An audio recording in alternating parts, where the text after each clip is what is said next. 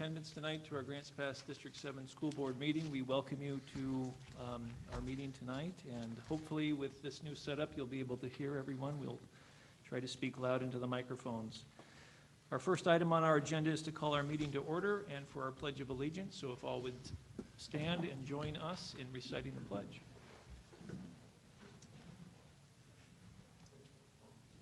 Ready, begin.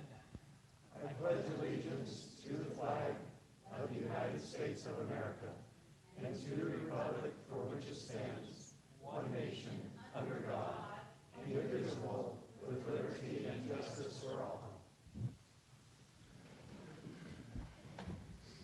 All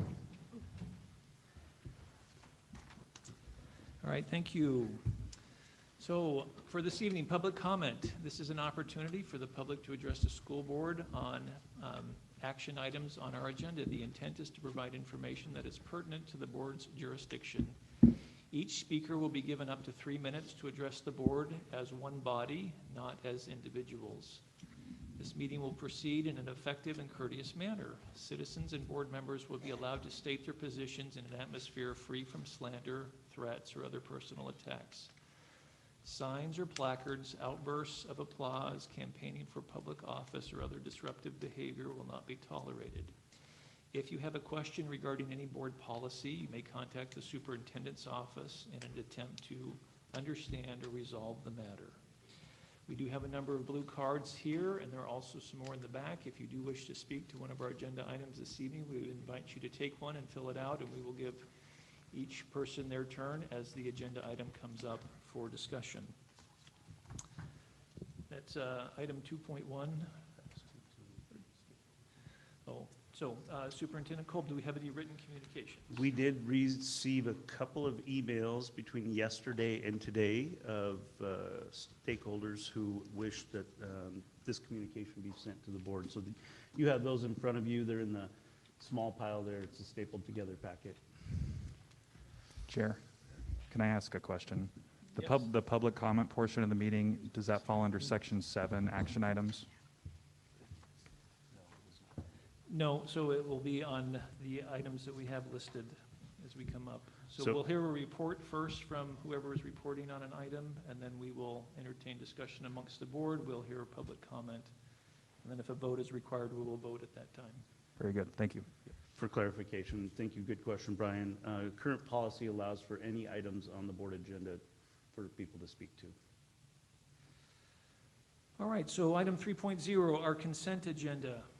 We will entertain a motion by our board to approve our board agenda meeting for August 10th, 2021, approval of our July 13th, 2021 board draft minutes, approval of our July 15th, 2021 special board meeting recorded minutes, and 3.4 personnel report.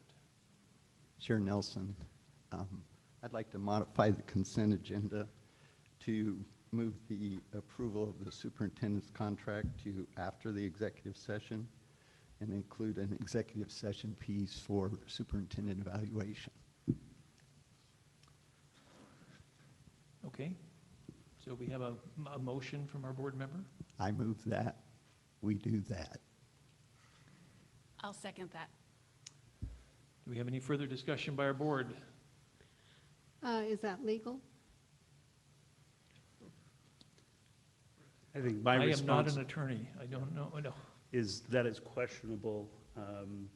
If it's to discuss the superintendent's contract, it is not legal. If it is to discuss the superintendent's evaluation, which is a surprise to the superintendent at this time, I do oppose that motion, but I am not a voting member of this board.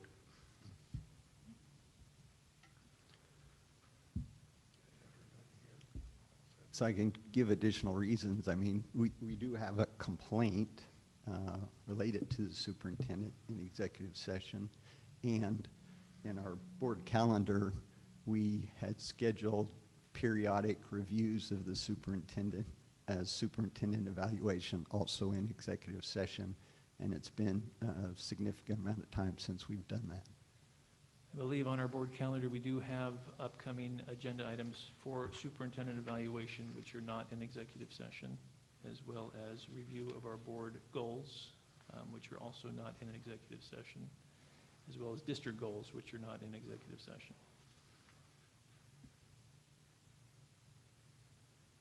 And the motion stands. Yes, I'm waiting if there's any other comments from our board members. Can I ask, as the newest board member, when the last evaluation was done? The evaluation process concludes in March by law, and that had concluded.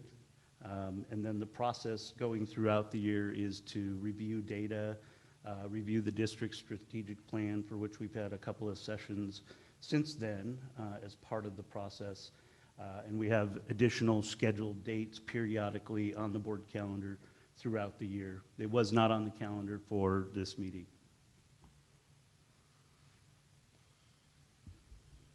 If I may, how often are those to happen? Are they regularly scheduled? I see them on the calendar. So they are scheduled quarterly, and then we have our formal evaluation process in March. I believe it's the second week in March, the first board meeting.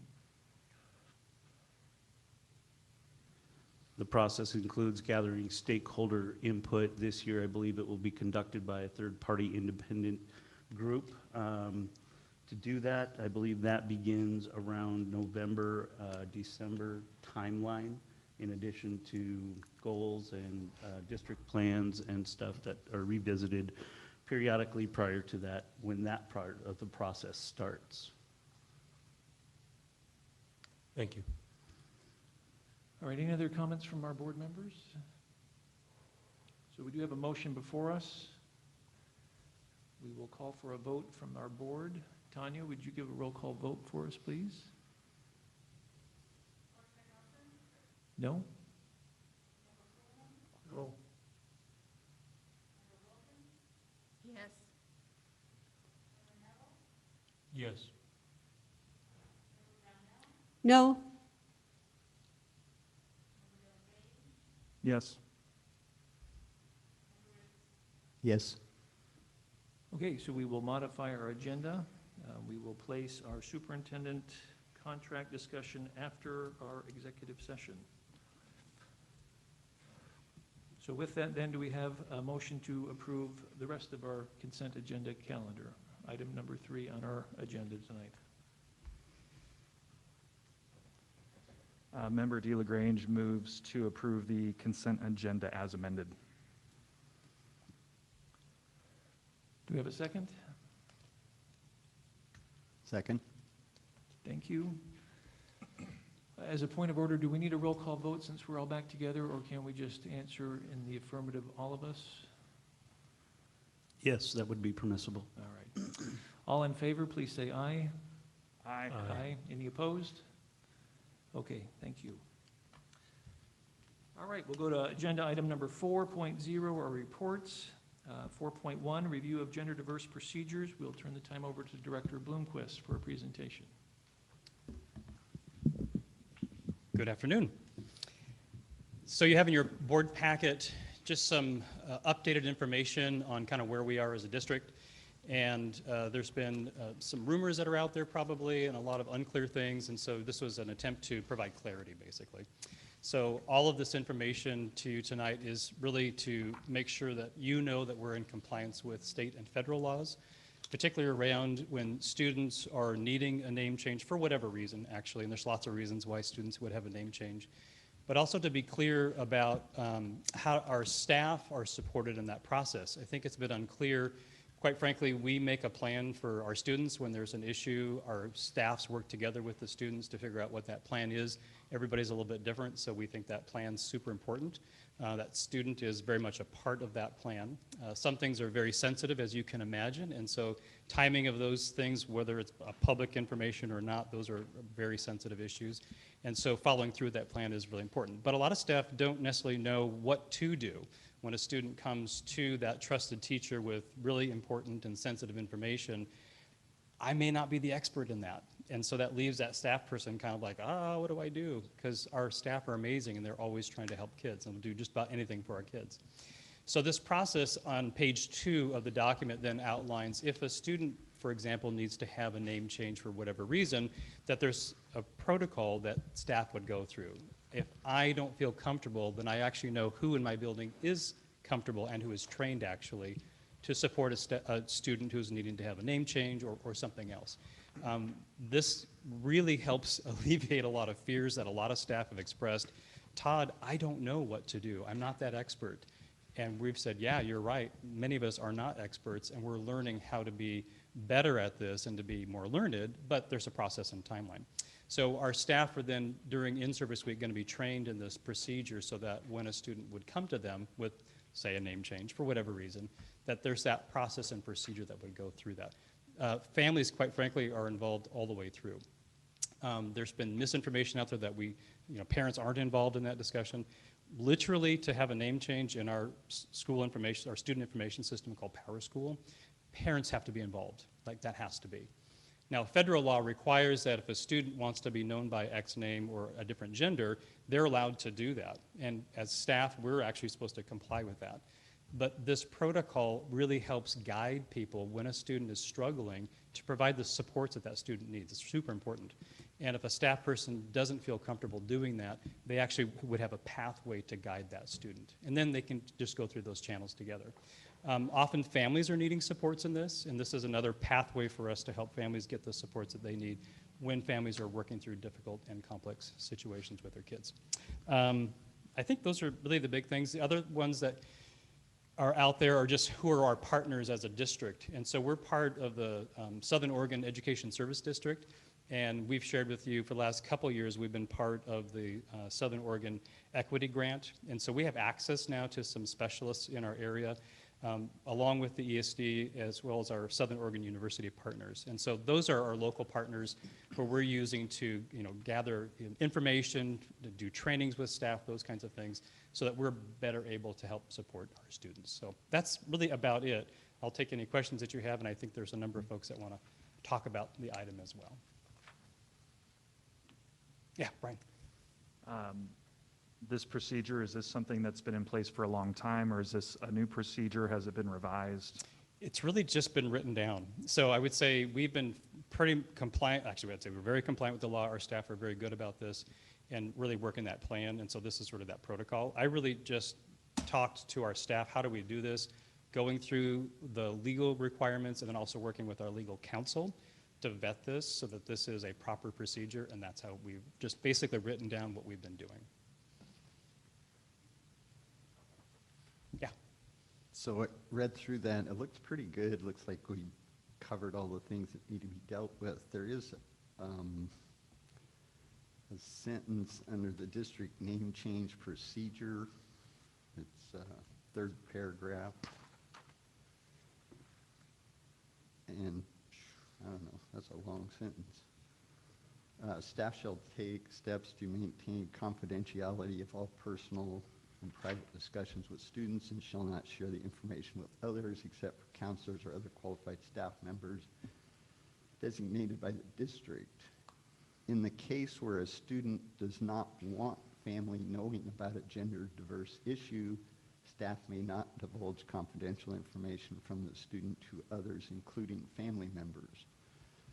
In matters this sensitive, students dictate when the sharing may happen. So that's a little bit concerning to me. I mean, we've all seen the movies where the parents are essentially evil and the kid's the hero. But in 99 point some odd percent, and I just made that statistic up. I know you did. The parents love their kids even when there's issues like this and the family needs to support the student. I get that the student might think it's good to hide it from the parents, but the parents are really charged with the upbringing of the students. I'm having problems with that particular section of how the district deals with it. And I can appreciate that. That's actually a technical part of the guidance. So that's a compliance thing for us. I will tell you that we are very successful in helping and guiding our kids. And so when that first conversation, again, you're talking about relationships. We've talked about how important relationships are, and often kids will have that special relationship with their teacher, and so they'll confide in the teacher. The guidance is really critical that the student understand that going by a different name over here actually is like that pebble in the pond. It's going to have a ripple effect. So as soon as you want to be considered by this other name, other people are going to find out. Your parents, your guardians are going to find out. It really is more about how do we prep you for that conversation so it's done in a way that is healthy and beneficial for you and your family. For example, if I go by a different name at school and I'm at the grocery store with my parents and somebody calls me by that different name, my parents go, I don't refer to you by that name. Like suddenly that just happens, right? We want students to be prepared for that. Like that, we don't want to have kids being, oh no, that just took me by surprise. They need to be prepared for that. Todd, are you able to speak to the legal and ethical requirements for guidance counselors when it comes to individual student guidance? Yeah, so Counseling? so we're bound by FERPA, so the Federal Education Records Act, and so those that have access to that, which would be parents and guardians, teachers in that particular case where I am on my teacher's roster, they have access to those kinds of records. In the case of very confidential information like that, the guidance counselors will let the student kind of be in the driver's seat. You've shared this. These are things you need to understand about this before we start making name changes. And so getting that student ready to go for that and then getting that next conversation going. So that's that guidance part to say, we need to have you prepped for this. This is what you should be prepared for. When did you want to make that happen? So that's kind of how they would handle that. So Todd, this is required by federal law? Correct. Yeah, it's actually supported under Title IX. I was going to say, so Todd, can you describe a little bit more about what Title IX requires a public school system to do then? So in no way, shape, or form may anybody be discriminated against due to their sex or sexual orientation or expression. So those are all, the case laws are there for you just to have as an example. And so we're actually required to do that. And so this protocol then helps support staff when they're in that tricky situation where, wow, you don't want anybody to know, but I know. We need to move this to the next level because we assume parents are loving and caring. That's a fair assumption. But they also need to be ready for that conversation. These can be very difficult conversations. How long has this federal guidance been in place? I don't actually have an answer. A long time. Many years. Yeah. I think Title IX has been around since the 1970s. 72, I think, is the date on that one. Yeah. And I believe the federal and state governments issued specific guidance around these topics in 2016? Yeah, in May of 2016, the state put out a very comprehensive guidance. We'll have more of that as part of our administrative practices. There's so much more to other aspects of it, but the name change one was a big one. And I think one of the confusing things in all of these topics is the guidance is developed by legal counsel for the state and local agencies. The guidance is developed so we follow the law. Anytime we are issued guidance from the feds or State Department, it's to ensure we are following the law as interpreted by the courts. Correct. So I guess if that's the law and what we should do, I would just want to make sure that the parents are aware that this could happen with their student. So I want to make sure the district has something in place so that all parents, not these parents, but all parents know that there's a potential that their kid might do something like this at school and they would not be told.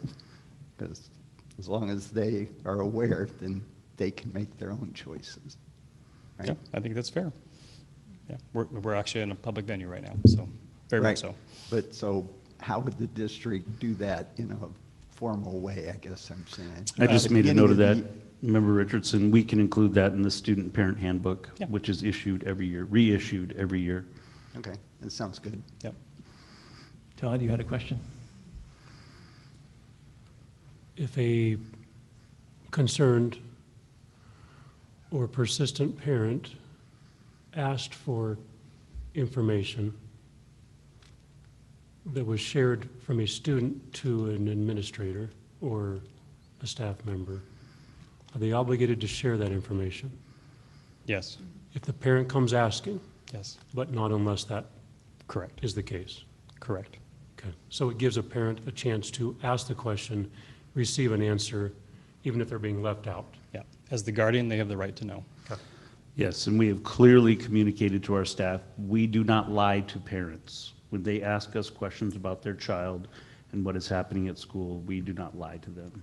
At that point, the confidential information that a student and a staff member share would be shared with the parent if the Correct. parent insists. Yep. Yeah, and that's part of the guidance, Todd Bloomquist, Dr. Bloomquist, sorry, Todd. That's part of the guidance that is shared with the student. You know, that pea in the pond, the pebble in the pond, and the ripple effect that a parent may be asking about this. So how are we going to prepare your parents and do that together? So Yeah, I just want that to be obvious Yes. to the parents, Yes. that they have a right to ask Yeah, and absolutely. Absolutely. Thank you. Any other questions for Dr. Bloomquist? Okay, All we right, do have thank a you. number of, thank you very much. We do have a number of individuals who'd like to speak to this, and I am going to butcher some names, so maybe I'll have Superintendent Kolb do it, so I'm just kidding. So our first, I will just go in order as the cards have been presented to me. Deanie.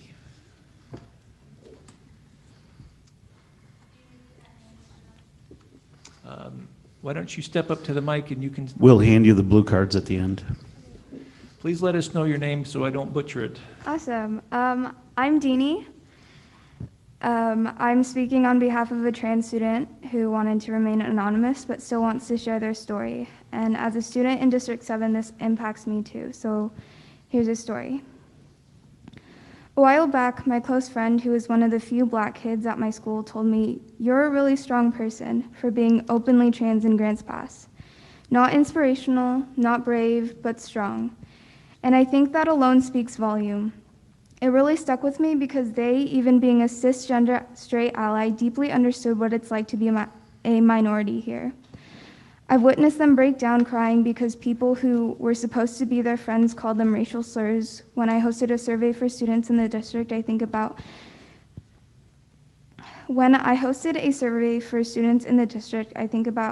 half said that they heard racial and homophobic slurs in casual conversation constantly. Until recently, I had no idea what the Rogue River War was, only learning by a chance search on Wikipedia. An estimated 255 Indigenous people were killed, and I only learned about it by a chance search on Wikipedia. Meanwhile, I've seen my peers, other students, say proudly that it wasn't the Native Americans' lands to begin with. Earlier in the year, I read a passage from my school-assigned book that while colonizers invaded, half of the Indigenous people mysteriously phased into the forest, never to be seen again, when I know for a fact that they were brutally murdered. When I went to Seattle in May of this year, that was the first time in my life I'd ever seen so many people of color. It didn't surprise me to see photos of KKK parades going down 6th Street or to hear that Grants Pass was a working sundown town well into the 1980s, or to learn that the tattoos on my friend's dad's neck are Nazi dog whistles. If you're white and it's making you uncomfortable, I say good. Last summer, I attended a silent Black Lives Matter protest. Grown men and women flipped us off, yelled at us a few times, even revved their engines so the exhaust would blow into our faces. There were only 10 of us. It's things like this as a young white person that I can't ignore. Even if Grants Pass is getting bigger with more diversity, there aren't enough people in positions of power to perpetrate cycles of racism, and that's where it's the school's utmost responsibility to educate. As someone who lived in Grants Pass my entire life, I can't stress enough how much bigotry there is, and combating that starts with those who are willing to learn. It starts with adults. As some of those who are attending this school board meeting today, who can speak for us kids who aren't taken seriously. As for being a trans youth in Grants Pass, it's hard. While in school, I'm constantly nervous that the people in my class are going to find a vulnerable point in time where my friends can't protect me. I'm too scared to go to the bathrooms because I know that I'll be targeted, made fun of, possibly even hurt. Believe it or not, the people who are tormenting me aren't just the students. I had a teacher that wouldn't tell my substitutes about my dead name, preferred pronouns, or anything regarding my gender identity, the literal bare minimum. At one point, the The substitute looked at me and complimented my dead name, while my peers turned around and laughed at me. When I finally got the courage to speak to one of the subs, I had to interrupt her before she started doing attendance. Right as I got outside to talk to her, I bursted into tears. Trans kids are actively being killed off, whether directly or at the hands of people who choose not to care about us or our issues. I want everyone to listen to this. As of 2018, statistics showed that more than half of female to male transgender adolescents have attempted suicide, and 29% of male to female transgender youth have attempted. Roughly 41% of non-binary kids. Deanie, your 3 minutes is up, and we are going to try to stick to that. So we're going to give you 10 more seconds to close it. Awesome. Roughly 41% of non-binary kids have attempted suicide. Now, do you understand why there's so little of us? It's not a choice that the district should make. It's an absolute necessity for there to be measures in place to protect us. Thank you. Okay, thank you, Deanie. Judy Ahrens, you have 3 minutes, and we do have a number of people who wish to speak, which is fine, but we are going to hold you to 3 minutes, please. I'll do better about 30-second warnings. I got a clock up there on the screen. So. Okay, thank you very much. And good evening, fellow board members, and thank you for your time this evening. On this particular article that's so dear to my heart on this agenda item 4.1, I just want to read something, and it's from the Heritage Foundation, and the article is written by Raymond Anderson. I don't know if you're familiar with him, but the Heritage Foundation is a very traditional family organization, and and I'm kind of a forerunner. I enjoy knowing that we still have traditional family ideals in our school system. So just to give you an idea on this one issue of 4.1, what he has to say about this, he wrote this back in 2018. He says, a new gender ideologies are promoted throughout America. Their lives will impact not only those who suffer from gender dysphoria, but all children who need to mature in their self-understanding as a boy or girl, man or woman, potential husband or wife, father or mother.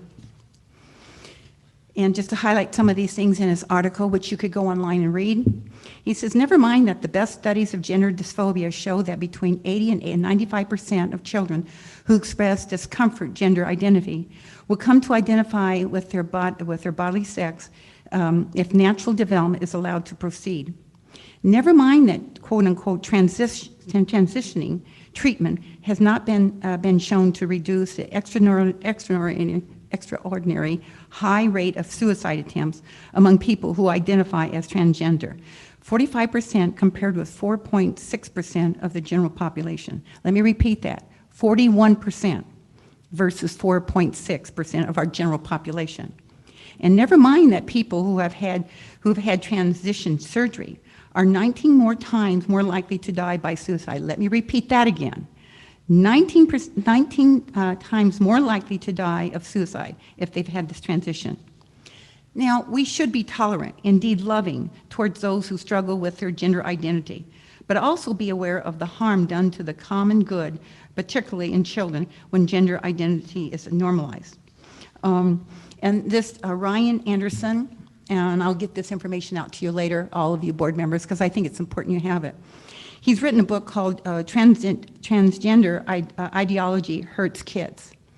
So as much as we're moving into, you say the government says, the state says. Judy, you have 30 seconds. Okay. The parents, they own their kids. That's their possession. God gave them to them. And I know when they come to school here, you treat them with the biggest respect the parents want. And if we're gonna have all these federal government laws and the rules and everything, and I neglect the parents, we've done a great injustice to our society. Thank you. Thank you. Rachel Damiano.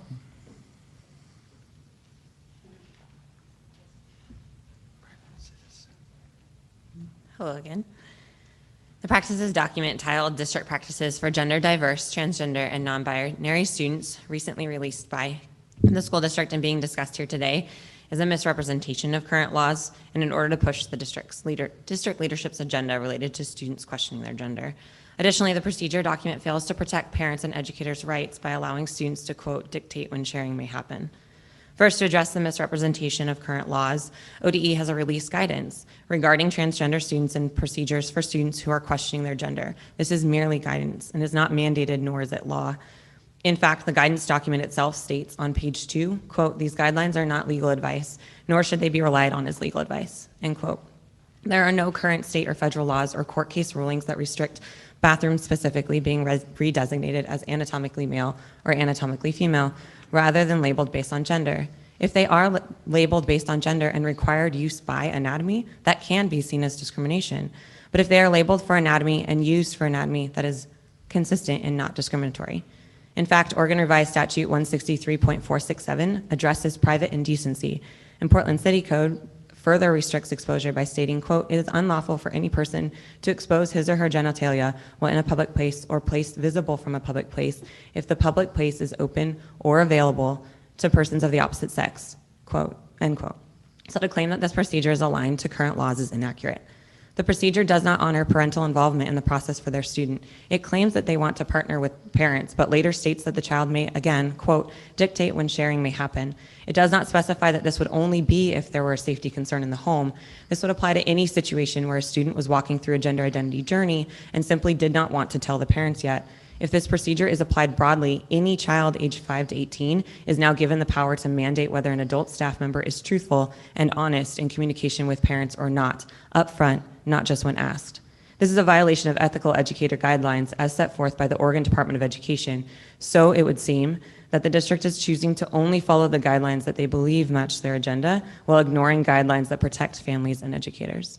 The district fails to take a stand in the document on whether staff are required to call students by their preferred name, and the document does not address preferred pronouns. Will you, as a board and as a school district, restrict the First Amendment rights of staff and require them to use preferred names and pronouns?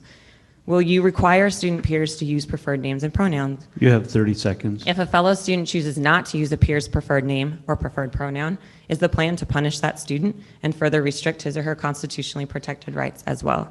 I urge you as a board to create and enforce policies and procedures that protect all students and staff, and to not give in to political pressures that have a biased and discriminatory agenda. Thank you. Thank you. Ellen Erickson.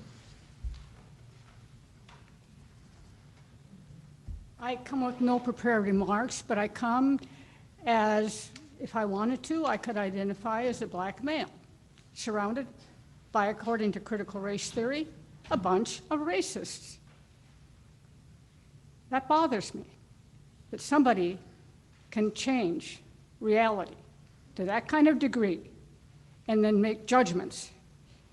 Because every one of you, if you look at critical race theory, is a racist.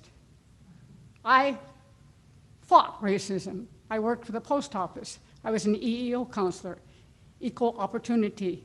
I saw racism. I know what racism is.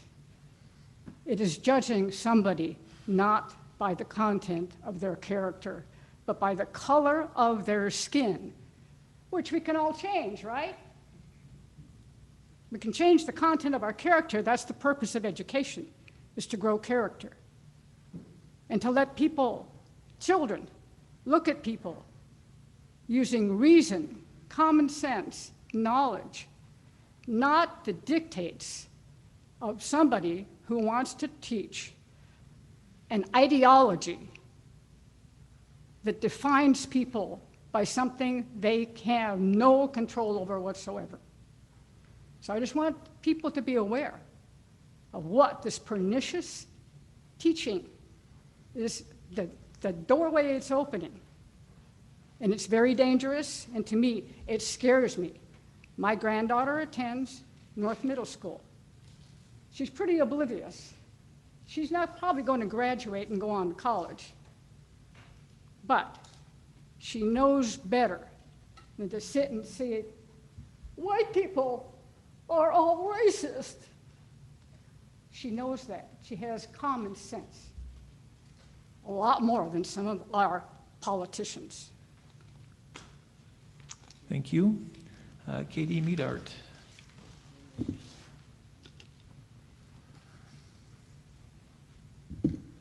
Good evening. Just to note, earlier it was mentioned that these are state and federal. If you look up Spencer Lewis with the OSBA, that's the Oregon State Board Association attorney, 2020 this summer, he published a transgender policies are different across the state of Oregon for districts. So he is an attorney for the Oregon State Board of Association, Spencer Lewis, and just in this summer 2020 published a record stating that transgender policies are different depending on what district you're in the state of Oregon.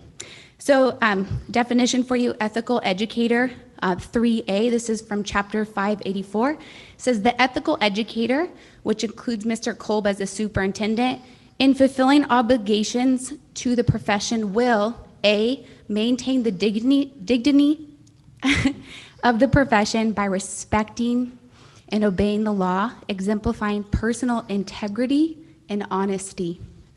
The proposed district practices for gender diverse, transgender, and non-binary students is violating TSPC Ethical Educator 3A when it states, in the case where a student does not want family knowing about a gender diverse issue, staff may not divulge confidential information from the student to others, including family members. In matters this sensitive, students dictate when sharing may happen. This is blatantly giving children ages 5 to 18 the right to lie and keep secrets from their parents, regardless of any factual evidence of harm, but sheer fear of what if my family is upset. It assumes bad of families. It also forces teachers to violate their ethical educator standards for competent and ethical performance, which makes them open to complaint to lose their license should they follow this mandate. Educators are to be honest and have personal integrity, and that means not lying to families about mental, emotional, or physical well-being over their child, including gender diverse issues. As educators, we should be partnering with families, not looking at them as the enemy. We should be teaching children that no matter how hard the truth is, to tell the truth. This is what will help us love and best protect our youth with their families.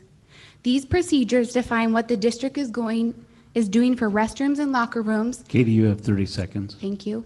Use as well as preferred names. What about pronouns? What is the procedure and is it mandated? Are staff and students mandated to honor the preferred name request? These procedures are incomplete and do not set success for staff, students, and families to know how to operate in public shared spaces. Thank you. Thank you. Carissa Madison.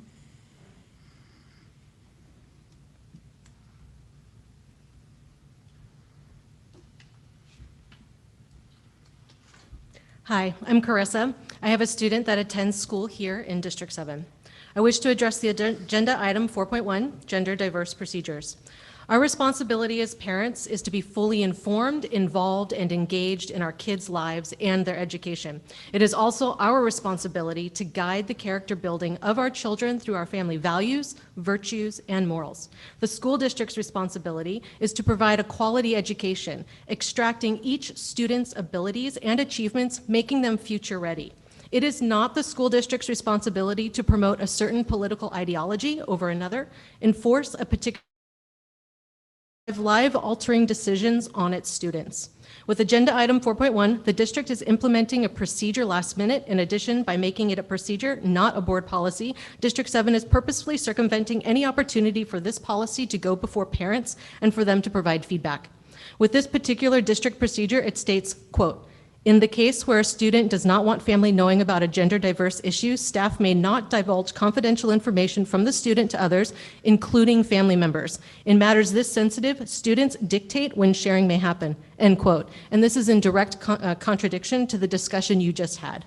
This greatly concerns me as a parent that the district will implement life-altering decisions upon my child without allowing a parent to be part of this conversation. In the case that a student decides they want this to be kept from their family, all steps identified within the procedure that involve the parents and family will be skipped. There is no opportunity for a parent or guardian to be informed and involved, therefore supporting their child. This will greatly impact the social emotional growth of the child. Without family involvement, a child will then enter into a dual life, one where they present themselves as one person at school and another at home.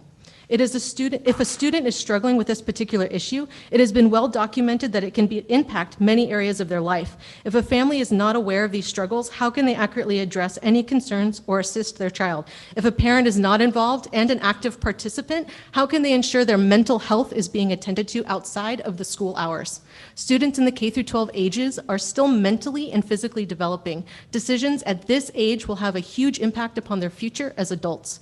A decision of this magnitude will need to be made under the guidance of a medical or mental health professional. The school district does not have the capability to seek this level of care for its students. It is a parent or guardian's responsibility to provide this level of care for their child. You have 30 seconds. Thank you. In order to support students at the fullest, District 7 needs to remove from its procedure any capability of students to remove their families from this discussion. Families need to be notified and involved at every step, and parental permission must be obtained as part of this implemented procedure. Thank you. Thank you. Jael Hansen.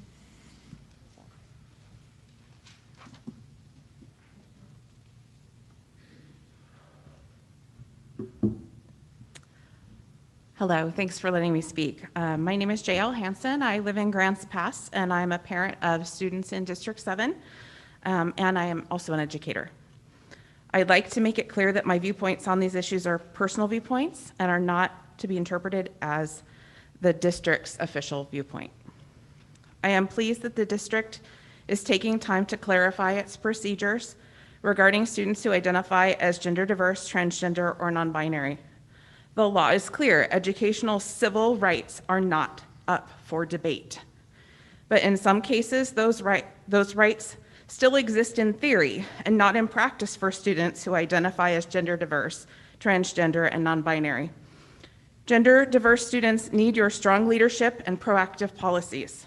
Thank you for taking a stand to ensure that according to the law, students can change their name and pronouns, and staff must honor this request. I'd like to repeat a line from Dr. Bloomquist's report that stands out to me.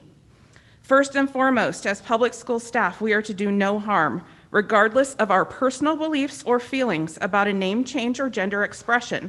We are obligated to follow the law. Clarifying this procedure is a step toward protecting and supporting trans and gender diverse students and creating clear guidance for staff.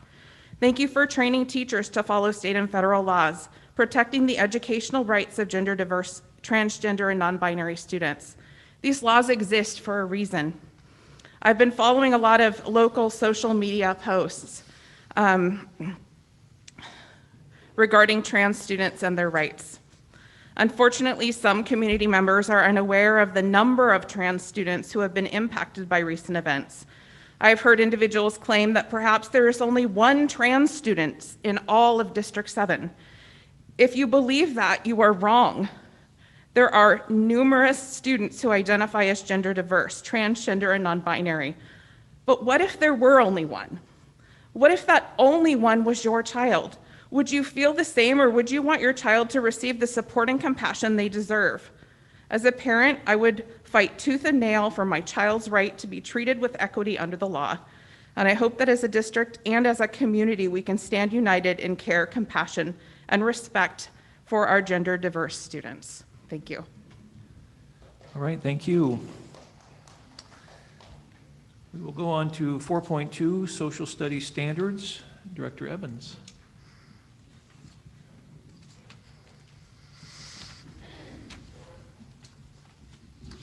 Hello, good evening. There are a number of agenda items tonight, notable the AP US History book, the African American Studies course. There's a board policy on curriculum guides. We've been getting a number of phone calls. You've been fielding a number of emails and questions as well about the district's curriculum and what we teach and what we don't teach. Superintendent Kolb asked us to address that today, K-12. So linked in the board packet are the social studies standards, but you can really look at any of our standards for any of our content area, and you'll see that they're all rooted in, particularly for social studies, fact, history, and our job is to help students interpret that, to learn the facts, to make their own decisions for themselves. We do not teach critical race theory. If you look in the AP US history book, there is no mention of critical race theory. If you look in any of the curriculum materials or guides that you have approved, because we bring them all historically to you, there is no reference to critical race theory. If a patron feels as if their student is being misinformed or given wrong information, they have a pathway to go forward to address that concern with building administration and then district office. But we haven't had any of those direct issues or complaints. So I just wanted to make that clear today and ask you if you have any questions about what we teach or don't teach in District 7. Trish, could you go through the Parent Advisory Council and how that is a checks and balance for curriculum? Right. It's one of the things that makes us really unique in Grants Pass School District. We have, and honestly, I go back to when my son Joshua was in kindergarten, I was on the curriculum council. So this district has had a parent advisory council for years. When we adopt curriculum materials, bring courses forward, those kinds of things, they go through the parent advisory council to seek their input. You are the governing body that approves all of our adopted curriculum materials and guides, but we do seek parent input and have been able to respond to questions and concerns through that avenue. We ask the Parent Advisory Council members to report back to their schools, to talk to parents, to seek input, and to help clarify what it is the district does and does not teach. Don? In this case, I served on the Parent Advisory Council for a couple of years prior to this, and they don't meet as often as we do. In this case, where this curriculum has not been brought before the Parent Advisory Council, is that correct? The AP US history book? Yes. That is correct. These three plan course statements, which I'll address here in just a minute, why we did a little bit different process, and we can pause for a little bit as well on those courses, but I'll explain a little bit more about how that process worked. And I get it that the timing is tough because they are out of session, so to speak. We're in session. I would just ask for a consideration to even have them choose to be active more throughout the year so that we know it's going through before it comes to us, it's gone through the Parent Advisory Council. Yeah. That's all I ask. Are you suggesting we meet with Parent Advisory Council more often? No, I'm suggesting that you send them the material and they could review it. Yeah. They wouldn't have to necessarily meet in a formal setting like we do or like they do. Right. Yes. Brian? What portion of changes to the curriculum go through the Parent Advisory Council? Is it 90%? Is it 50%? Can you give an estimate? Anytime that the state of Oregon changes the curriculum standards and we start to review curriculum materials, it goes through the Parent Advisory Council. So really often, every time it happens. Now, some things don't change and takes some time to catch up, but we try to update the Parent Advisory Council every time that the standards have changed in the state of Oregon. How we're going to address those, any curriculum material adjustments we're going to make, et cetera. So the point that Todd made about what we're reviewing tonight, that's like a one-off kind of situation? Yeah, the AP US history book was a very last minute thing that Kyle Swanson, the teacher of AP US history, brought forward. Because it is so directly aligned to the AP US history exam, I felt like we could move forward with it. We can certainly take a pause and give it more time. We have had it for public review. Last board meeting, many members that were here did look at the book, and we have not had any comment or concern about it. The 3 plan course statements that are up next on your agenda, I'll just address real quick. The Gladiola High School decision in making that a small high school was a decision we made back in March, April. And one of the things that through the student investment account we've wanted to do is increase the number of high interest electives that keep students engaged and connected. For Gladiola, we're actually adding a teacher and changing some of the structure, which allows us to teach some more high interesting electives. But it all kind of happened right there late in the game. And so these 3 plan course statements, they were talked about with the Gladiola staff, which is much different. Typically, when a new course comes forward in Grants Pass, it goes through the department leaders at Grants Pass High School. They weigh in on it. The administration, the district office, and then the Parent Advisory Council, and then the board. So we got input on the 3 courses, missing Parent Advisory Council only in this particular case. And again, because we are about to start school and we needed some new electives, these 3 courses, which Mr. Akiyama will address in just a minute, the African American Studies, and then Principal Shunk will talk about the 2 electives. Those are based on, a lot of courses come forward based on teacher knowledge, their passion, what they know about, what they've taught before. And so a lot of times our courses are dependent on our staffing and what they are, what their history with teaching the courses is. So you'll hear a little bit about Mr. Akiyama's experience with that, and then with Julie Kennedy will be teaching the 2 electives at Gladiola that you have in front of you as well. All right, any other questions?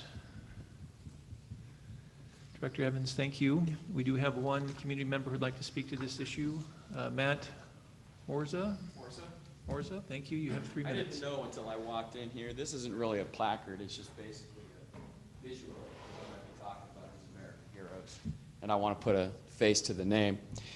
So I love that we're having an opportunity to talk about history because it's my favorite subject. One of the great things about history is I wasn't necessarily a math guy in school, and I wasn't necessarily a lit guy in school, but there's something about history I think can appeal to everybody, because everybody should know about history. The first gentleman here, his name is Crispus Attucks. Now, he had been a slave, but a lot of people don't know his story. He was actually the first man to die fighting with the Americans against the British. And a lot of people think that the Revolutionary War started in 1774 with a shot heard around the world, but in fact, as John Adams would tell you, it actually started at the Boston Massacre. He was the first one fighting side by side with Americans of all colors for his freedom, for his liberty. And he was the first one to take a bullet for this country. The second man at the top here, his name is Peter Salem. He was also a slave. And Peter actually fought at the Battle of Bunker Hill. So the British stormed up the hill twice. There weren't very many patriots left over. When they came up the 3rd time, everyone knew they were doomed. There wouldn't be any more patriots left. He had 1 bullet left, and he's the only one who had a shot. He shot Major Picard. It stopped the charge up the hill and allowed the rest of the patriots to get away to fight another day. The last man, he's got the most interesting story. His name is James Armistead. James was a slave at the time in Virginia, and he had actually asked his master if he could fight for the American cause, and he was granted permission. So he ended up with General Lafayette, with the French, and they had this great idea. We're going to have him be a spy, and we're going to give him cover as a runaway slave. Interestingly enough, he ended up working for Benedict Arnold directly. Benedict Arnold was working directly under General Cornwallis in Yorktown. So this gentleman found his way in there, was providing all kinds of inside information to George Washington. And actually there was some good fortune with the weather came up, and the British Navy ended up moving out of port, and then the French were able to come in with their boats. But because of the information he provided, we were actually able to get Cornwallis to surrender. Now, these 3 men, you know, we think about black history, for example, and I'm going to make this statement. You have 30 seconds. Thank you. I hate that black history is its own history class. American black history is American history. It shouldn't be a separate thing. It shouldn't be a separate course. It shouldn't be a separate chapter as part of American history. It should be in the beginning of American history and go throughout as we learn everything else. And I'll throw one more thing in. If you ask why would 3 slaves fight for America when they had all been slaves, every one of these men were visionaries. They realized that the path to liberty was not in Britain. Your time is concluded. It was through America. Thank you.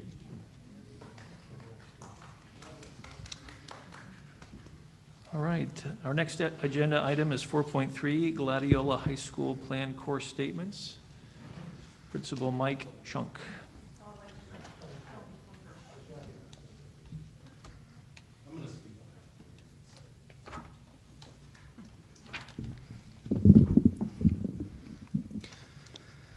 Good evening, Grants Pass Board of Educators, Superintendent Kolb, and Grants Pass District Administrators.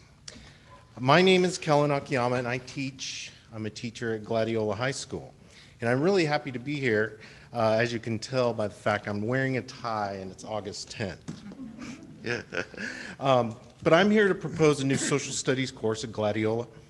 Gladiola is a small high school and can't always offer a real wide range of course offerings. The only variety for our students above and beyond the core classes usually comes in an online format. So I would like to propose a new in-person course called African American Studies. In 2018, Oregon State recognized an immediate need for new ethnic studies standards to be incorporated from kindergarten through grade 12. The state encouraged school districts to adopt these standards by 2021. And just one of these state standards, for example, and they were on the screen before, just the social studies standards, the new ethnic standards were getting incorporated with those social studies standards. And one of them is to focus on migration patterns in the United States and how those patterns affect our segregated populations. That's just an example. But the new ethnic studies standards asks for an objective look at our nation's history from different points of view. Now, these new ethnic standards are obviously a good reason to consider approving this course, but it's not the only reason. I have studied myself African American history for years. In college, I minored in ethnic communities. And when I became a teacher in Portland Public Schools, way back in the old days of 1998, that background allowed me to take over the African American Studies program at Grant High School. For 5 years, I organized a curriculum. I taught all the sections of African American Studies in this very large, diverse high school. It was very challenging and fun. And when I was finished and I moved away from Portland, approximately 500 students, Portland public students, had learned African American Studies out of my classroom, and I'm really proud of that. Since leaving Portland, I've continued to incorporate African American voices and authors throughout English classes that I've taught. It's been my passion to teach these voices. There's so much historical and cultural material in this topic that an entire year can be dedicated to it. I truly believe that this kind of meaningful education makes great connections with students, no matter what their background. U.S. history courses in any high school can be very broad, and they have to cover a lot of ground. A lot of them don't really allow for a deep dive into any one time period or cultural experience. Grants Pass has offered these courses in the past to meet this need, such as minorities literature and Civil War. These courses are meant to dive deeper, and that's the point of them, and they go a long way to connect with students. A long way. So please consider adopting this new course. Not only will the course hit all of the recent ethnic studies standards for social studies, but it will engage students and help them to understand themselves and others. I think this is an excellent opportunity for our district and our community. We have the chance to provide a safe environment for students to learn about another historical perspective. This topic is not meant to be divisive or political. It's a way to explore an important part of our country's history. And thank you. Thank you. You're welcome. Any questions from our board members?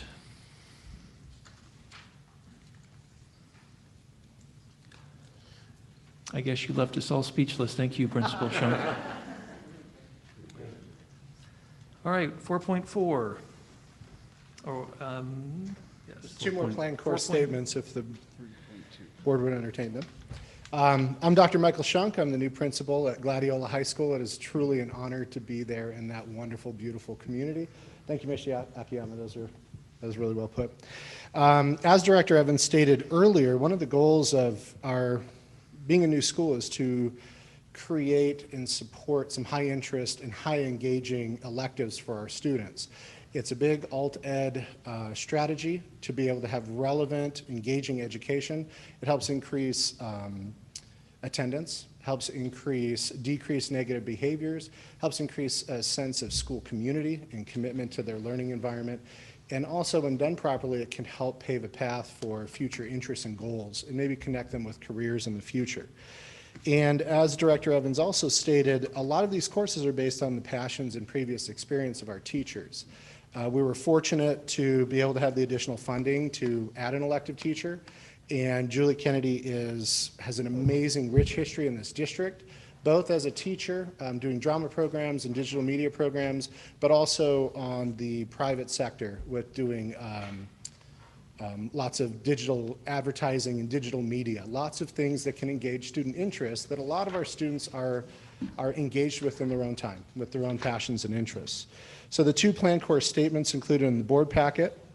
First is exploring digital media.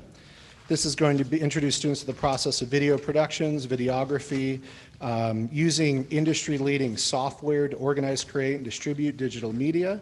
They'll be using this software and hardware and be able to possibly in the future connect with industry because they'll have a familiarity with this. Any application that they put into for job field, they'll be familiar with these programs and have some proficiencies and competencies with them. With that class, they'll be creating content that they'll be able to put into a web design and development class. And there are a lot of wonderful careers, high-paying, family-sustaining jobs in those careers. They interest and engage our students, and she has a wealth of knowledge with this and should really be able to activate and support student interests and create some exciting options and electives for our students at Gladiola.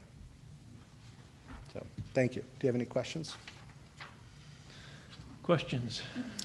I had a question about the the U.S. history requirements at Gladiola. So are you teaching both classes? It'll be as an elective, and one strategy is if a student comes to us and they weren't successful in 11th grade U.S. history, this will give them access to different content and different support to maybe earn that credit and that competency in that subject also. So this will be, the African American Studies would be an elective class based on student interest. But you still have the U.S. history class? Yeah, at correct. Gladiola? Yep, correct. All right. So it'll be in addition. It's not supplanting anything. Todd? Is digital media, has there been a predecessor to that? Is this starting some, sorry, I may have missed that. No, it's okay, and I wasn't clear on that. There's a history of it in the district at other schools. Ms. Kenny was involved with this previously. Christopher Rosetta did something very similar at middle school. So there's a strong basis for this. However, it hasn't been taught at Gladiola, and I'm not sure the last time it has been taught. So this is an updated version using new programs that are industry relevant and should have some continuity with future careers, we're hoping. Okay, thank you. Mike, for clarification, did that include 4.3.3, the webpage design and development? Correct, also. So both of those are going to be using industry-leading programs. And our hope, you can see on the plan course statement, they're not directly tied to CTE programs right now, but that's our hope as this program evolves, to be able to connect them with career and technical education programs. And also, Mrs. Kennedy has a lot of connections in Southern Oregon with industry. So we're hoping to do some industry connections, bring in industry professionals to talk to our students about kind of career pathways, how they got engaged. And it helps, I call it the light at the end of the tunnel. If we can make the light at the end of the tunnel really, really bright, they're more likely to engage and have hope and optimism for their future, engage in all of our classes to be able to follow this pathway into the future, and hopefully find a career that they love and be able to support themselves as independent individuals in the future. All right, thank you. Thank you. Thank you for your time and your The real service. Principal Shunk, thank you very much. I apologize that I messed up before. I just blame COVID for everything, and then I get to move on, so thank you very much. All right, 4.3, GP Flex Elementary Curriculum, Principal Savage. which appears to be Dr. Bloomquist. That I can get correct. You figured that out. She sends her apologies, not feeling well this evening, so probably better to stay home. So, yeah, excited to bring this curriculum forward to you. So the school team has been working this summer to review it. We've learned a lot over this last year about how to do online school. So we're talking about a curriculum that has different content to it, multiple contents, looking for student interest, ways to be creative, those kinds of things. And one of the things we found is that we really need to have content that matches and works well with our learning management system. So you might remember a year ago, we adopted Canvas as the district's learning management system. So if you have kids in school, that was the portal when we were doing comprehensive distance learning. And it still is going to be our learning management system. It's a pretty robust tool. Most districts in Southern Oregon adopted it, with the exception of 2. It's on the state adoption list, those kinds of things. So lots of support for that. Florida Virtual actually works really well with our learning management system. So that was one of the things we were looking for. How hard is this going to be for kids? So you're talking about young children learning online at home. How complicated does this need to be? It should be pretty easy to manage. This was one of the better ones when they did the review of curriculum that was out there for kids to get access to. Provided great content for them, pretty diverse range of authors and topics. Again, lots more elective opportunities or creative things that were baked into the software. You're seeing a lot of districts now that are moving to have an online or online-like program that are now using Florida Virtual as their core curriculum. So the rest of it's there in the content for you to read. If you have any questions about that, I can take any questions that you would have. Brian, go ahead. Yeah, thanks, Todd. Sure. So this is online curriculum adoption for elementary? Correct. Are we going to be seeing something for secondary, or? Already have that. So we're continuing with Edgenuity, has been our software we've been using for quite a few years now. And so we'll have that for our secondary program, and then this will be our elementary program. Yeah. Thanks. And there is a crossover, but right now we're just keeping them separate. We're going to explore, learn a lot about these different curriculums and go, well, is there some crossover for like middle school? Because both of them kind of bleed into middle school as well. So we'll be looking at that down the road. Yeah. So how are our signups for GP Flex going? It just depends on who you ask. So I think a lot of folks are waiting for declarations on whether we're going to have masks in person. So those are the personal conversations we're having with families. I would say we're probably about where I thought we would be. I'm hoping, I was kind of ballparking about 300 kids or so K-12. We're not quite there yet, but a lot of families have not registered. Hint, hint, a lot of families have not registered, so we're waiting for those folks to register so we actually know. Yeah. Our office managers are working overtime right now, just making all those personal phone calls to remind families to register their kids.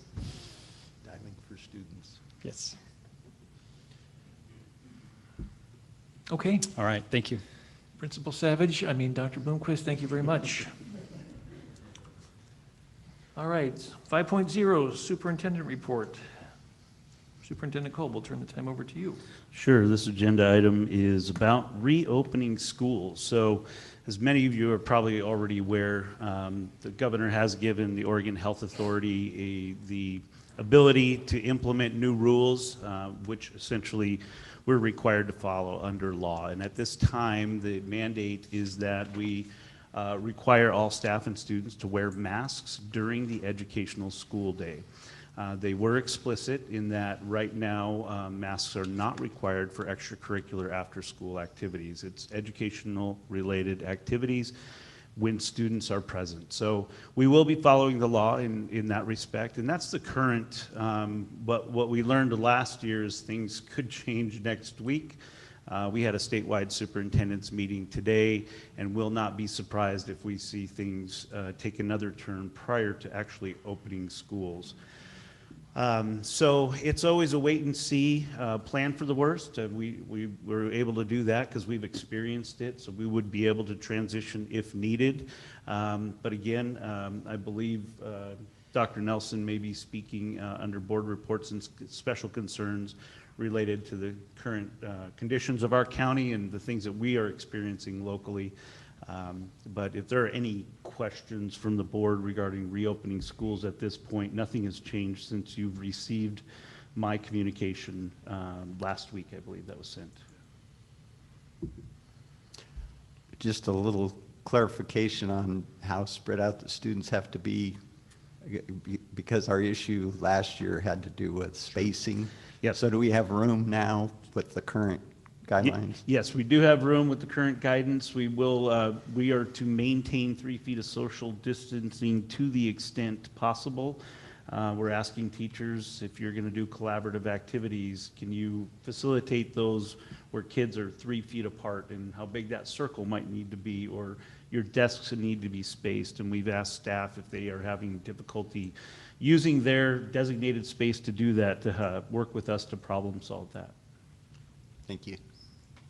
Does that mean with the 3 feet social distancing and fingers crossed that we are in person, that is a full day, full schedule? Full day, full schedule. We ideally, and right now, our plan is to operate on the schedule we started in 2019-2020 school year.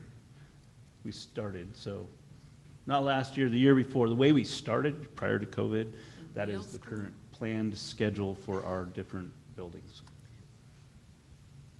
Are there new ODE updates monthly? They will be revisiting this at least monthly, if not more often. Based on the information I learned today, I expect them to be revisiting it much sooner than a month from what we are planning our school start to be. Any hope for local control?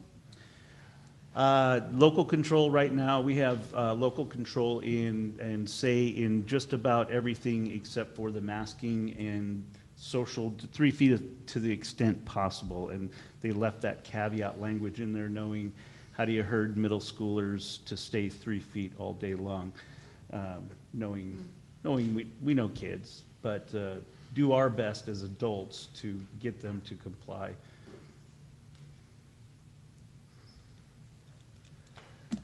There is one, unless there's any other questions from the board, you have one community member who'd like to speak to this issue, Amanda Lee.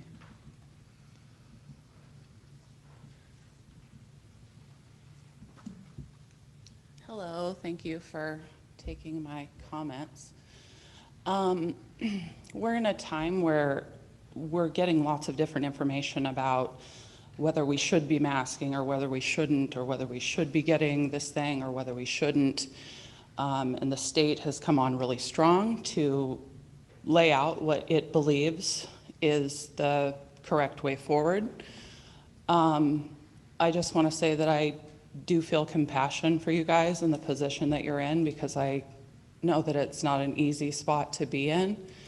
But in this position that we're in, we really just need to stick to the facts. And the facts are that we have, as men and women of this country, inalienable rights to bodily autonomy, to what our kids are doing. At no point did federal or state or any other kind of law become law that gave the government the right to rule over us in medical decisions. So it has to be, and I saw in the KDRV where the board had said we were hoping that this was going to be a local decision, and unfortunately the state is threatening us, and so this is where we feel that we have to do what the state says. And I say the state's mandate is unconstitutional and unlawful. And I say that this board does not have the authority or the jurisdiction to implement an unconstitutional mandate. It doesn't matter if the whole world was on fire, parents still have the right to say if their child is going to be masked or if they are going to be injected or anything. Someone said earlier the parent is the owner. It's our responsibility what happens with our children. So it must not be the board standing up and saying, yes, we agree with the state. We don't want to get fined, and we don't want to cost the taxpayers money in these ridiculous fines, so we're just going to go with what the state says to avoid that. That is wrong. That is wrong. I don't have anything personal against any of you. But what I do have is the fact that I'm standing in the truth. I stand on the Constitution. You have 30 seconds. I stand on my God-given rights. And I will not stand here idly and watch our board get bullied into submission. You all need to stand up and tell the state no. In this community, our parents decide what our children do. If you're a parent who wants to mask your child, peace be with you. Please do that. But it is not the board's chance to say everyone has to. Thank you.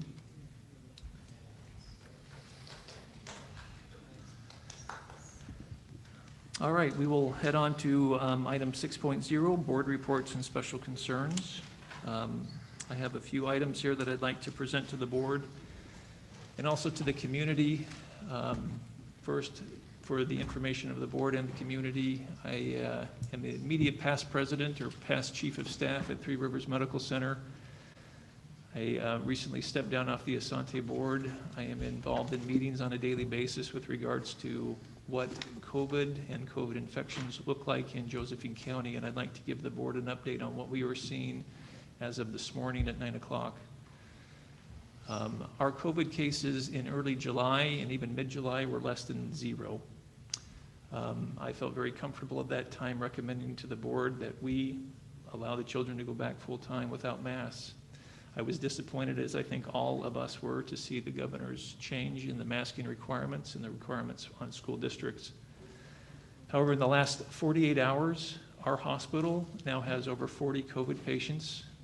All 3 hospitals in Southern Oregon and Jackson and Josephine County have over 125, and hourly people are coming to the emergency department with COVID infections, unable to breathe.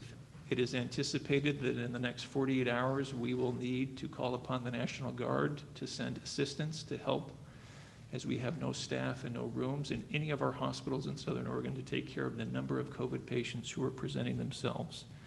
Our ICUs are double booked. Our floors now have 2 beds in each room. We are calling for ventilators across the United States. 93% of our individuals in the hospitals are unvaccinated.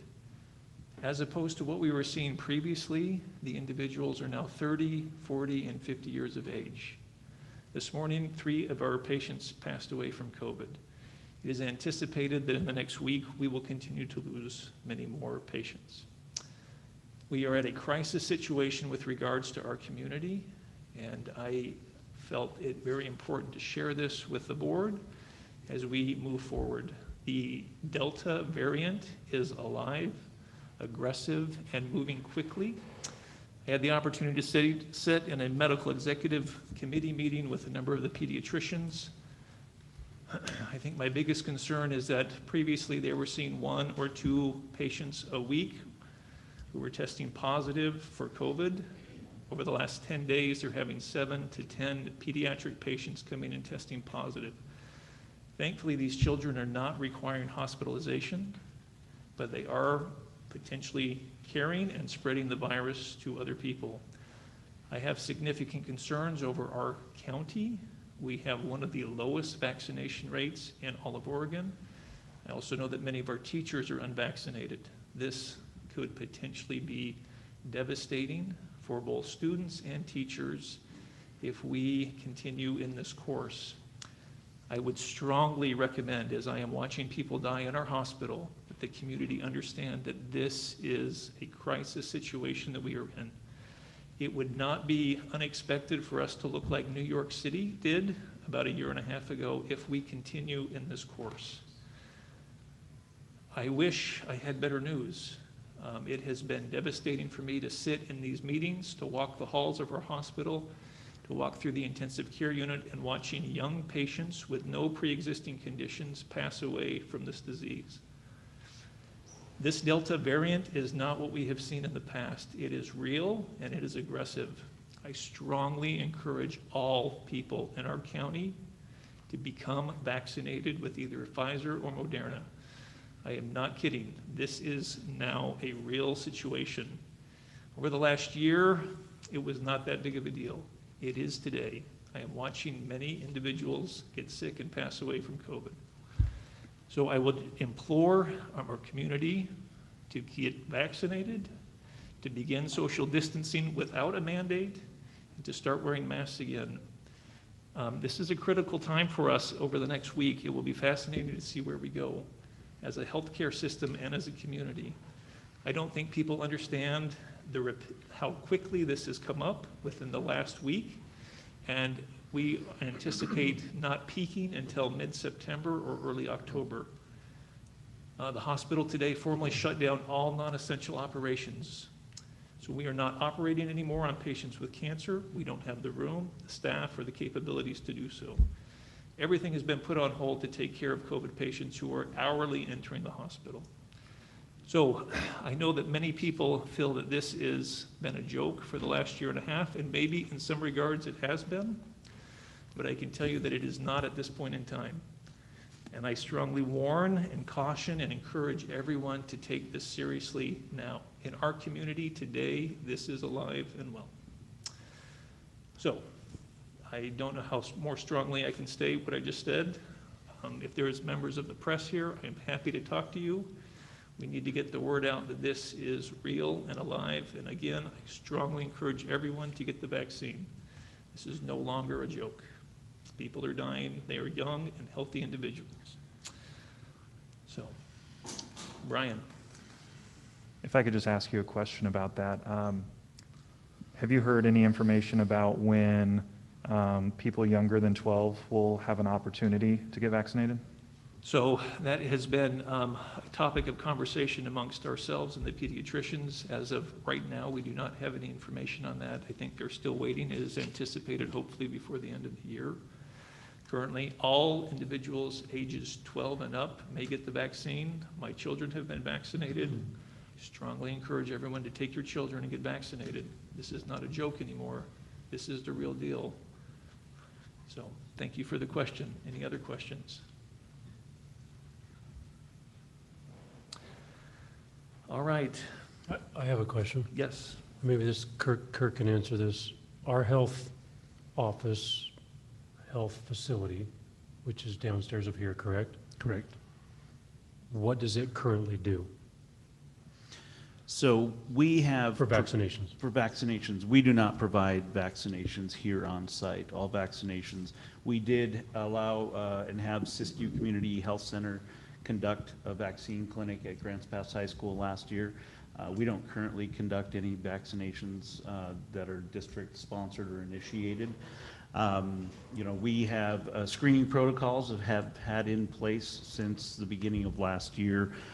Visual screening protocols, and previously we had temperature taking in addition to that. So we're screening still regularly, all kids, all students, and then we have a regular staff digital check-in where people need to go to their Google form every morning and testify to certain questions about their own current health conditions.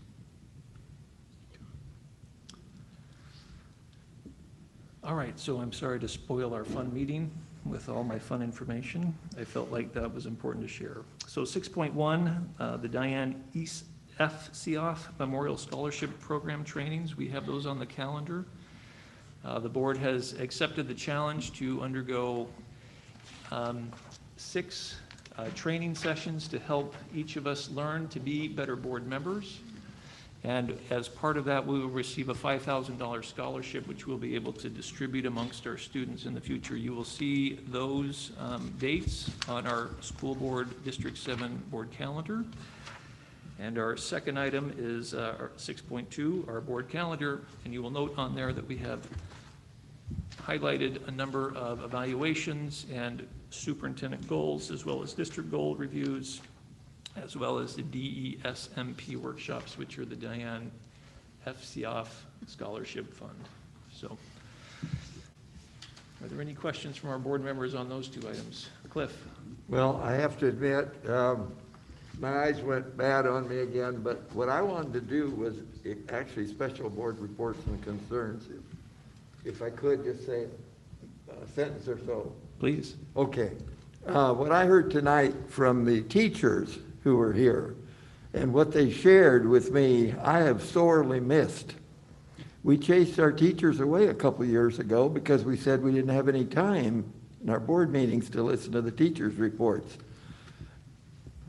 I wish we could chase them back in here.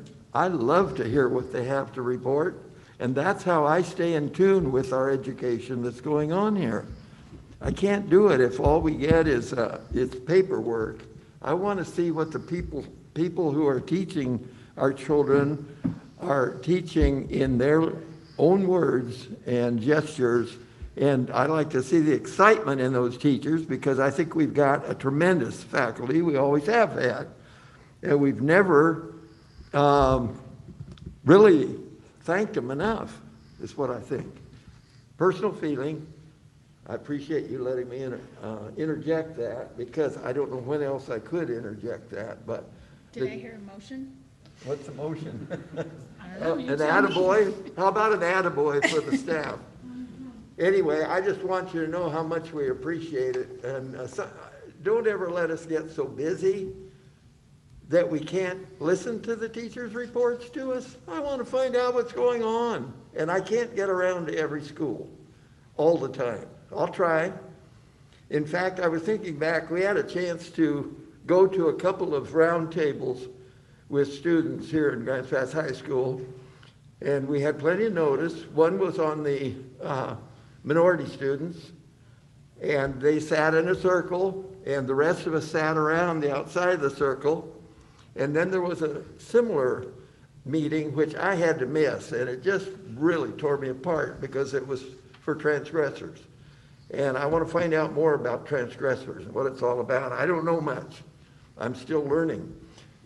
But here's the thing that I did notice was that I was the only school board member there at the first one with minorities, which I thought, I know it's, you know, you're not required to attend, but the opportunity to sit around these students who are going to school right here in this building, and the minority students, and they have learned how to get along with one another and sustain their activity here at the school regardless of any feelings of being an outsider. They don't feel like outsiders when I see them talking to themselves and in a group like that. And then I'm thinking maybe that the transgressors might have had a similar approach. I don't know.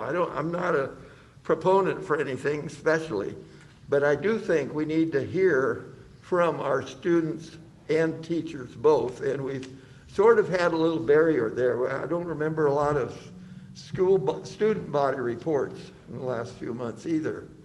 Of course, we haven't had school in the last few months. But I mean, those things, that contact with the students, you know, we're getting them scholarships. They're going out to higher education. They're seeking much higher levels than we have here, and we need to keep promoting them because they are anxious to get there. And they need the push right here in high school. And we need to really take more of an effort. I'll speak for all of us. I don't mind doing that. I think we can all do more effort on that. So anyway, that's what I wanted to interject. Thank and you, now Cliff. my wife said, don't talk too much tonight. So. Thank you, Cliff. Any other board reports or special concerns? All right, we will go to 7.0, our action items. So we will take each of these as individual action items. 7.1, approval of planned course statements for Gladiola High School and GP Flex. 7.1.1, African American Studies. 7.1.2, exploring digital media. And 7.1.3, page design and development. Did you say you wanted a single motion for each one, or can they be combined? Those can be combined, I believe. Those, That was his 7.1, intention. all of those can be combined. I move for approval of the planned course statements for Gladiola High School and GP Flex. Thank you. We have a second? Second. Thank you. Any further discussion?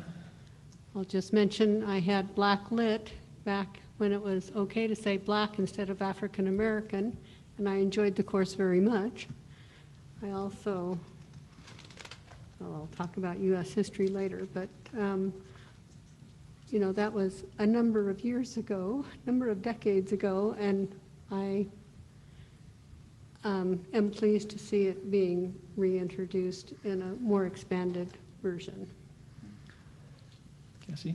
Is this something without the Parent Advisory Council? Is it something that we can approve for like a year or 6 months or? You can approve it. I will put it on the Parent Advisory Council agenda for the September meeting, and if there are any issues, we'll report to you guys. After it's approved? Yeah. Yeah. They need to be able to offer these courses as well. So right, but can the motion be made like for 1 year or one? That's not the motion we currently have, but is that an option? We're in a quarter system now, so there's going to be 4 quarters, but it's still hectic between the quarters, but a year would be. Do you want us to come back and report something in particular, or? Just like the checks and balance, the weigh-in of the curriculum council. Okay. I would suggest that, that you approve it and that you direct me to take it to the Parent Advisory Council in September, and then I can report back to you, their input or thoughts and feedback.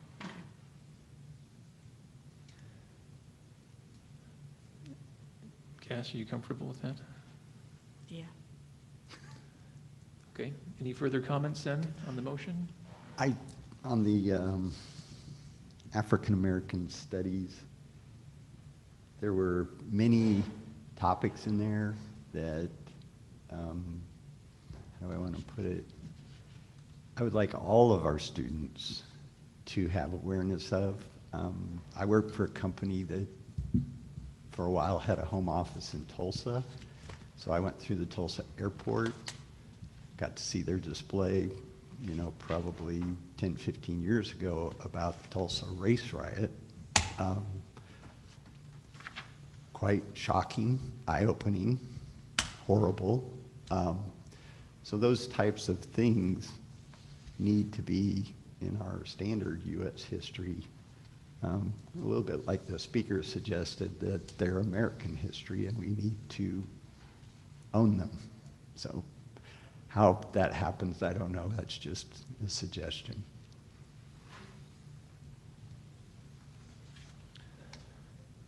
All right, see no other comments from the board, and there's been a motion and a second. All in favor of passing 7.1, please say aye. Aye. Yes. Any opposed? Or you can say yes, Gary, if you wish to be difficult. That's fine too, Will. Actually, that's what the policy says. Thank you, Gary, for being difficult. We'll say yes from now on. All right, 7.2, approval of curriculum adopted Florida Virtual School for GP Flex. I believe Debbie included that in her motion. Can you clarify? I did, and if that wasn't clear, I can make it a second motion. What is the pleasure of the board? Why don't we do each one individually? Because I Okay. just want to make sure that if people have comments, we can hear them as an individual item as opposed to stopping the entire process. So we have a motion by Debbie for approval of the curriculum adoption Florida Virtual School for GP Flex. I'll second. Thank you. Any further discussion? All in favor say yes. Yes. Yes. Any opposed? Okay, thank you. 7.3, approval of AP US History textbook. We have a motion to approve. Motion to approve. Thank you. Do we have a second? Second. Any further discussion? I am especially pleased by having a textbook adoption that follows the material covered in the AP test. Going down memory lane again, I remember taking AP history and not recognizing any of the questions on the test that corresponded with what I was taught in the class. So, and then I also appreciate the focus on using historical documents in this class as a basis for discussion and thinking. Thank you. I would like to say, Trish, can this one be on the list too? Thank you. All right, all in favor, please say yes. Yes. Yes. And any opposed? Thank you, motion carries. 7.4, approval of first reading of board policies and ARs. 7.4.1, curriculum guides and course outlines. 7.4.2, homebound instruction. 7.4.3, student organizations. 7.4.4, qualifications and duties of the superintendent. And 7.4.5, corporal punishment. We will entertain a motion to approve those 5 items. So moved. Thank you. Do we have a second? Thank you, Cliff. Cliff seconded. Any further discussion? I'd like some clarification. We do a first reading, a second reading, and then we adopt, or do we do a first reading and second reading and adopt at the same meeting? So we do 2 and final has been the past practice of this board of recent years. First reading and a second and final reading. Okay, well, there is one of these policies that I had some questions on, but Joan, I'm not prepared to address it tonight, so I just want to make sure I had time before the next meeting. So thank you. Any other comments on these 5 policies? Brian? Well, just as clarification, if the first reading vote is not unanimous, does the second reading move to the next meeting? Yes, the motion would go through as approved. First reading. Correct. Okay, I just had a question on 7.4.4 on the qualifications and duties of the superintendent. It looks like, well, it's under the sheet that says qualifications and duties of the superintendent in that section, which looks like it's about page 7 of that.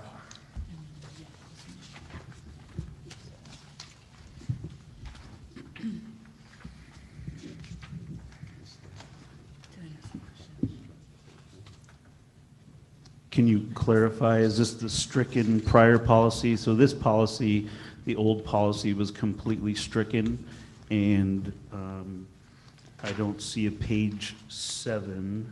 Well, there's not a page number, I just counted it because this particular page does not have a page number on it.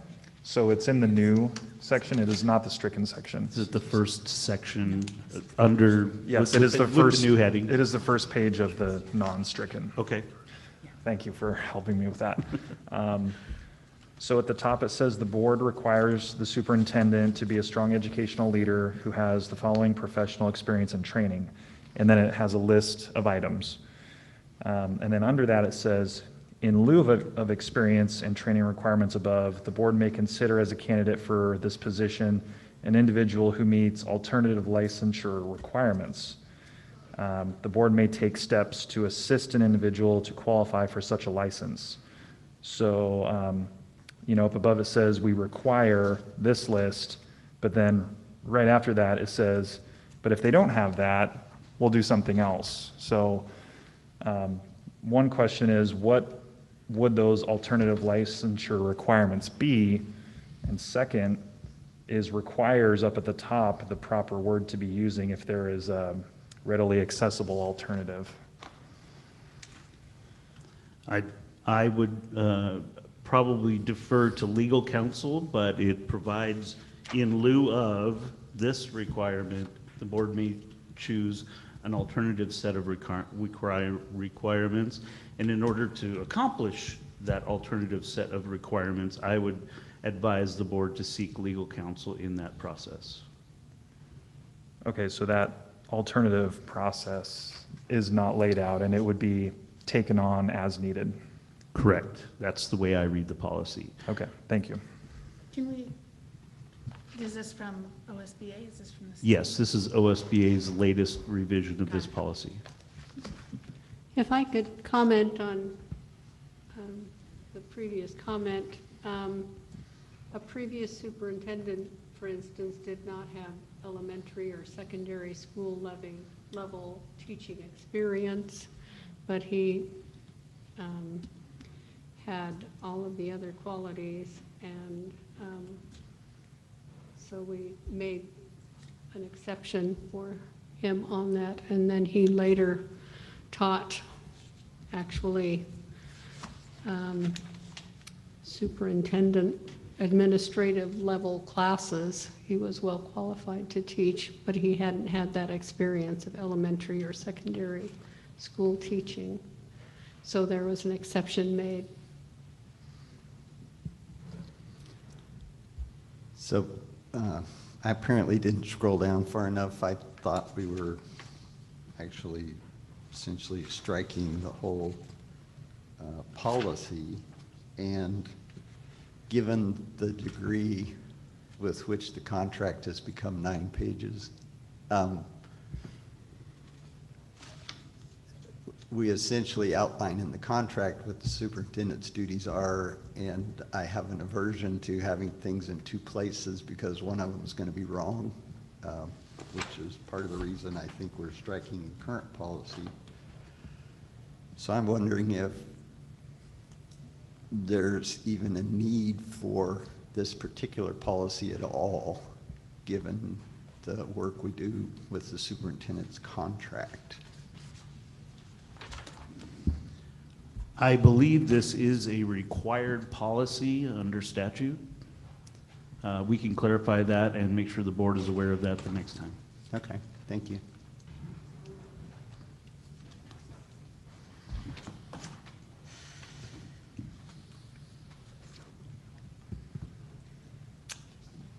Okay, so we have a motion, I believe, and a second. Any further discussion on this group of policies? Can we hear the motion again?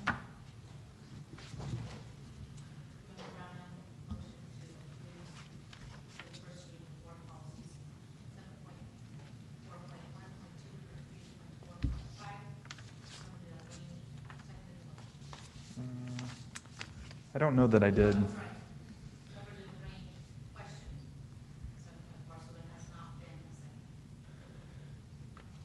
Do we have a second? Cliff did. I thought Cliff did. It was pretty quiet. Cliff Coleman. It's been moved and seconded. Hearing no further discussion. All in favor of these, of the policy, please say yes. Yes. Yes. Any opposed? Thank you. 1 abstention. You can't do that. Oh, I can't? Cassie. You're just making that up. Yes. I'm not. What was the call? Abstain. Oh, abstain. At the pre-termination hearing, we were not allowed to abstain. I think in these situations, well, we can clarify that. I was under the impression that that was, at our last meeting, we were not allowed to abstain. I asked her for clarification, and she said school boards are not usually ever allowed to abstain unless it's a conflict of interest. Who's a parliamentarian? I was. New guy. Tanya, did you seek out, we asked OSBA, have they gotten back to us on that specific topic? About abstaining. So I think what we can do moving forward is note Brian's abstention. I believe you have a quorum that has passed the motion based on what I heard. I will abstain, and if that is not permissible, then I will defer to a yes vote. Very good. Thanks, Brian. Okay. California recall.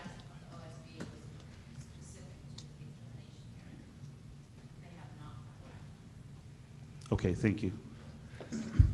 All right, well, we'll seek further clarification on that. Item 7.5 has been moved to after executive session, and so 7.6, approval of additional 9th grade IDT transfers.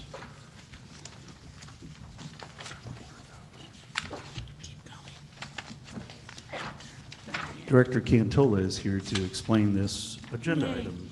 I could have guessed it was him. He has a cheat sheet. I have to have a cheat sheet. The memory's not what it used to be, so. We are appreciative. So we, every year, the board is asked to set the number of interdistrict transfers that we would accept from other school districts. And about this time, we look at what the enrollment is and the number of requests that came in at the time on a timely fashion as to ask to come into our district. And we had 7 additional freshmen above the 21 that were allocated that asked in a timely fashion to come into the schools. So I talked with Director Evans, talked with Principal Thompson. Our best enrollment number right now is that we have 362 freshmen signed up for next year. All of them felt comfortable allowing the 7 freshmen to come into the school. The reason we do the freshmen now and not later is because there are many people that want to do sports, athletics, music, those types of things, and those all get officially underway on the 16th. And so we would ask that you would approve the additional 7 freshman slots, and then when Director Zatola looks at the enrollment in the K through 5 schools, we may come back and ask for additional slots in kindergarten, but that would be in the meeting later in the month. But for now, just the freshmen because they've got that athletic band participation pending.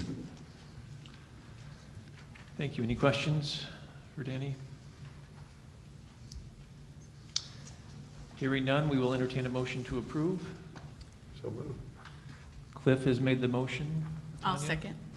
Seconded. Any further discussion? All in favor, please say yes. Yes. Yes. Any opposed? Thank you. I did fail to, we have Lois McMillan who would like to speak to agenda item 7.4.4. I apologize for missing that. All right. We will turn the time over to Ms. McMillan. To our famous. That would be my fault because I think I put the wrong number. So thank you very much, Chairman Nelson. I'm just so proud to have taught your kids, and you're doing such a great job as chairman. I'm addressing I'm addressing kind of a general point. I want you to know that this summer, this is the first week I've been back, or I've been out of school or previously, and I was with 68 different teachers for 5 weeks studying the Constitution this summer. Then I went on to teach in New Orleans, the World War II Museum, taught slave narratives, American literature, and I kept running into teachers around the country. And I cannot say enough about how great this district was in preparing for the COVID, unexpected things that were happening through COVID. I can't tell you as a teacher how secure I felt that when we went to meetings and the ground was shifting constantly, that I had I was awed by the leadership that the district showed. I was awed by the safety that I had, the safety measures that were put in place for Sherry. I was awed by Trish's leadership, especially when it came to curriculum and how to shift things and how we get kids in and out. And then we got it all figured out, and then she said, what about transportation? Of course, she said that because she's smarter than me. I thought we had it figured out, didn't have it figured out. What I'm saying is there's a lot of fingerprints on the knife. He used to use that word when we were at Parkside. I don't know if you remember that, when we were making decisions. But I kept hearing around the country from teachers that just, it was like a wild show constantly, and at no time in this district was it that way. It was smooth sailing, and we were under the leadership of Kirk Kolb. So when you're looking at, I have a long history. I know that you've had previous board meetings. Of course, we got everybody gone now that I'm speaking, but we had, I've taught in this district since 1996, and I've been in education a long time, and what I'm saying is that a steady boat going forward. We were so clearly steady in this, the worst of times I've ever seen. And I think that as a teacher, I improved. I've become a much better teacher in the last 2 years because the leadership took so much off my plate that I was concerned with loving kids and teaching kids. So when you're looking at the duties of a superintendent and you're looking at who you appoint, I just can't say enough about the leadership that was provided by Kirk Kolb, by Sherry, by Trish. Those are the 3 people that I dealt with the most, and every single time it was steady. And number one was he always talked about the kids. So it should be pointed out when you go into your executive session how highly many of our teachers think. I don't always agree with Kirk. I'm always right. Kirk hasn't realized that. But what I'm saying is that we even disagree and we still get there. Just wanted you to know that. Thank you very much. We appreciate your comments. All right. Item 8.0, future meeting dates and suggested agenda items. You can see there we have a budget committee meeting on Thursday, August 19th. Our next board meeting will be on the 24th. Board workshop will be on September 14th. Board meeting on September 14th as well. The board workshop is at 4 o'clock and the board meeting is at 5. And then September 28th is the next board meeting in September. We also, yes, Debbie. I just wondered, is there going to be an all-district meeting? Yes, there will be an all-district meeting. You will get that communication very shortly on the timing of that. We are hoping to do it outside around 11 o'clock, but between smoke and heat, we are rethinking that. We were looking at a kind of a big celebratory moment out there on Mel Ingram under the covered side. So we're rethinking that, but you'll get communication as soon as possible. It will still be occurring on that first Monday, which I believe is the 23rd. I'm looking at my peeps. That it will be on that Monday, the 23rd, tentatively right now scheduled from 11 o'clock to 1 o'clock, and breaking bread together as a district. That's our hopes right now. Thank you. Unless we're shut down, it sounds like. I certainly hope not. I know I will be shut down. I have nothing to do, so I get to go to all these meetings now. So I can't operate anymore. So. All right, we will adjourn our regular session. Thank you. We will open our executive session in 5 minutes. Is that enough time for everyone, I hope? That should be plenty.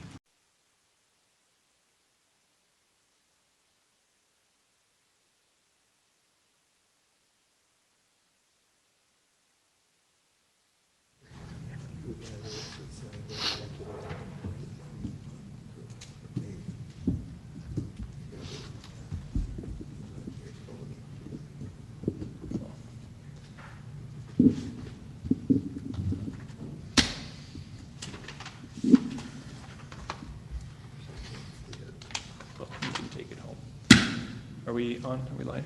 All right, welcome back. We will reopen our Grants Pass District 7 School Board meeting. Welcome back any visitors, anyone joining us. We have one item to discuss following our executive session, that is 7.5, approval of superintendent contract. Brian? I move that we postpone this action item until the August 24th meeting. Second. Any further discussion? Tanya, can we have a roll call vote, please? No?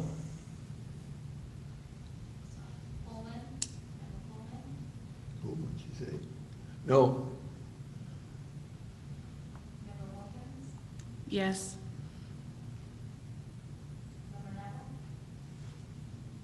Yes.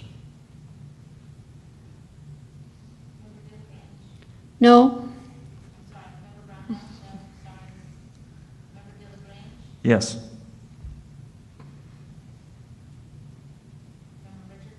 Yes. Okay, thank you. We will put the agenda item on our August 24th board meeting. I might remind the board that this is one of our responsibilities, so I hope that we'll be able to come to some clarity at our next meeting. We will adjourn our Grants Pass District 7 School Board meeting. You got to vote on the complaint. Oh, I'm so sorry. You're right. I'm just so excited to end. So we need a motion for the complaint that was brought before us in executive session.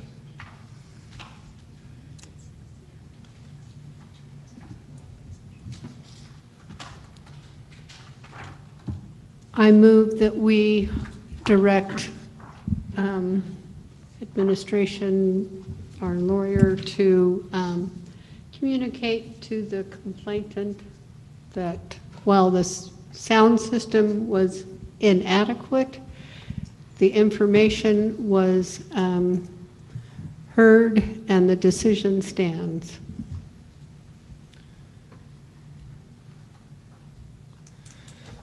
We would also like to acknowledge that the sound system was, has been corrected.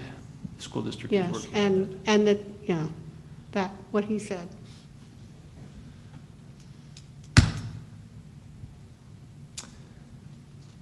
All right. Any further discussion on that? Was there a second? I Brian? second. Thank you. Any further discussion? All in favor, please say yes. Yes? Yes. Any opposed? Thank you very much. Now we will end our District 7 School Board meeting. Thank you for your attendance.